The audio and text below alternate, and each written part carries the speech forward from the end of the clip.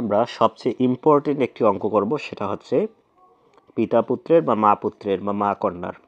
এই অঙ্কগুলো কিন্তু প্রত্যেকবারই তোমাদের বৃত্তি পরীক্ষাও কিন্তু একটি আসতে দেখা যাবে। তো এই অঙ্কগুলো খুব সুন্দরভাবে তোমাদেরকে বুঝে বুঝে করতে হবে। তো এখানে দেখো পিতা পুত্রের একটি 24 পৃষ্ঠায় সম্ভবত তোমাদের আরও একটি অঙ্ক ছিল, সেটাও আমি করিয়ে দিয়েছি। যারা সেই ক্লাসটি করনি তার ডেসক্রিপশন বক্সে লিঙ্ক থাকবে, সেখান থেকে করে নিবে। তো এই অঙ্কটি এখন আমরা দেখি। মা এবং পুত্রের বয়সের সমষ্টি 45 বছর। তার মানে মায়ের বয়স যোগ হচ্ছে এই পুত্রের বয়স সমান হচ্ছে কত? 45 বছর। মা এবং পুত্রের বয়সের সমষ্টি 45 বছর। মায়ের বয়সের পুত্রের বয়সের 4 গুণ। এই ধরো পুত্রের বয়স যত, পুত্রের বয়স ধরো ক বছর, তার মানে মায়ের বয়স এই কয়ের 4 গুণ, ক গুণন 4। এখানে বলেছে কি মায়ের বয়স পুত্রের বয়সের 4 গুণ, মানে কি মায়ের বয়স পুত্রের বয়সটা যতই হোক তার থেকেও 4 গুণ বেশি হচ্ছে মায়ের বয়স। এখানে বলেছে তাদের প্রত্যেকের বয়স কত, মানে মায়ের বয়স কত এবং পুত্রের বয়স কত। এই মা এবং পুত্রের বয়সটা বের করার জন্য আমাদেরকে কি ক্লু দিয়েছে?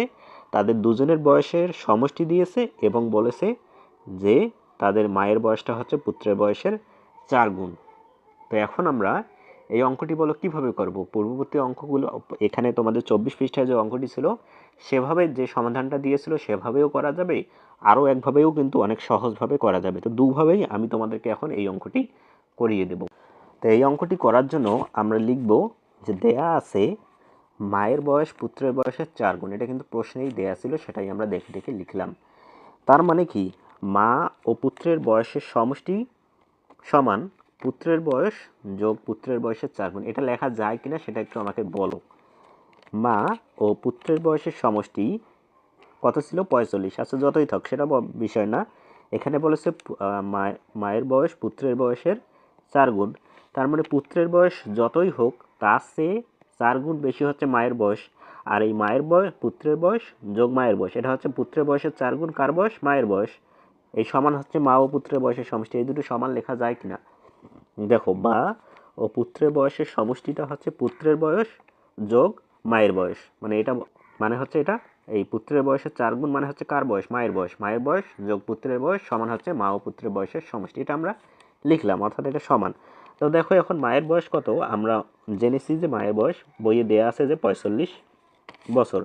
তাহলে এই যে মা ও পুত্রের বয়সের সমষ্টি হচ্ছে 45 বছর সমান, দেখো পুত্রের বয়স যোগ পুত্রের বয়সের 4 গুণ, তার মানে কত? 5 গুণ। পুত্রের বয়সের 5 গুণ, এই যে পুত্রের বয়সের 1 গুণ যোগ পুত্রের বয়সের 4 গুণ, তাহলে কত হচ্ছে?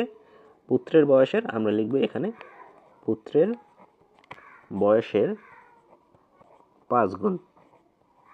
তো দেখো এখন যদি আমরা এখান থেকে পুত্রের বয়সটা বের করতে চাই তাহলে কি হবে? এই 5কে যদি আমরা 45 দ্বারা ভাগ করি তাহলে কিন্তু যে উত্তরটা বের হবে সেটা হচ্ছে 1 গুণ। দেখো এই যে 5কে যদি আমরা 45 দ্বারা ভাগ করি, এখানে গুণ অবস্থায় যেহেতু আছে সেহেতু যদি আমরা এই 5টাকে এই দিকে আনি তাহলে কিন্তু এখানে ভাগ হয়ে যাবে। 45 দ্বারা কি হবে?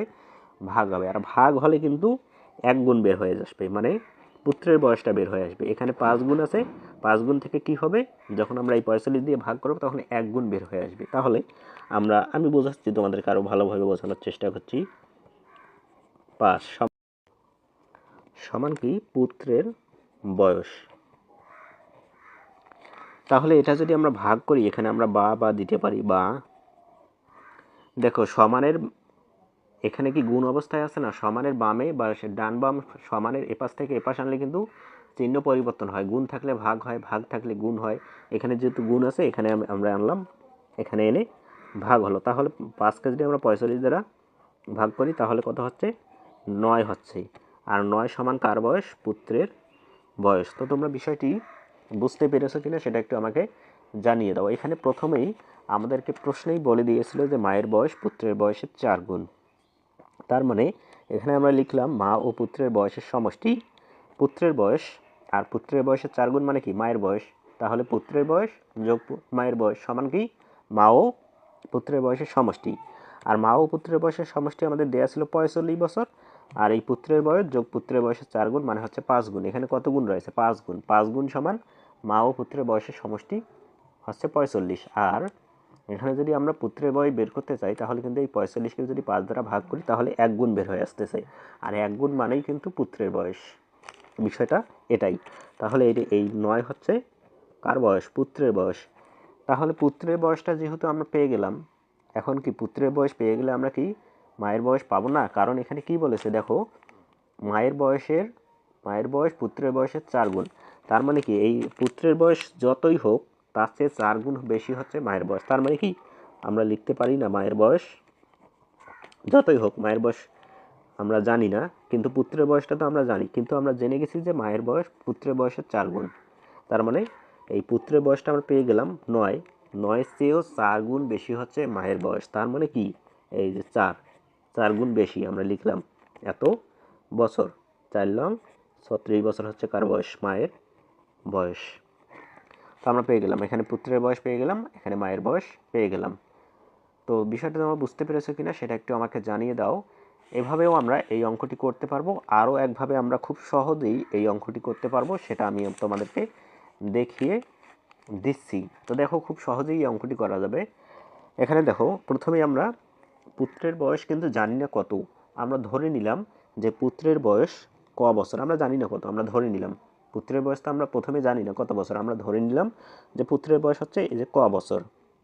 তাহলে মায়ের বয়স কত? দেখো এখানে আমরা দেখলাম যে পুত্রের বয়স 9 বছর, তার মানে মায়ের বয়স আরও 4 গুণ বেশি, আমরা 9 দিয়ে 4 গুণ করলাম। এখানে যেহেতু আমরা ধরে নিলাম যে পুত্রের বয়স ক বছর, তার মানে মায়ের বয়স আরও 4 গুণ বেশি, তার মানে ক গুণ 4, ওখানে আমরা 9 গুণ 4 দিলাম, এখানে আমরা ক গুণ 4 দেবো, তার মানে কি 4 ক।